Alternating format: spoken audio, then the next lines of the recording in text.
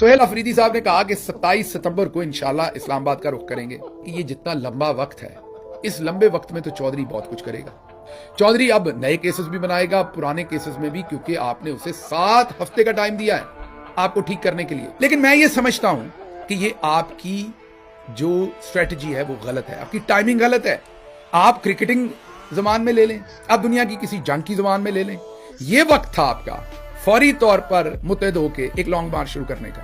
2 فائدے ہوتے, عمران خان کو انصاف تو ملتا, کچھ کشمیری بھی کم شہید ہوتے, کیونکہ آپ ان کو کہیں اور بھی الجھاتے.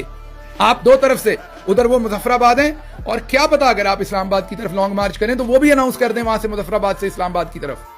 حقوق لینے نا سب نے پرامن طریقے سے. آپ ادھر سے اسلام آباد, وہ ادھر سے اسلام آباد. آپ کو ان سے رابطہ کرنا چاہیے تھا.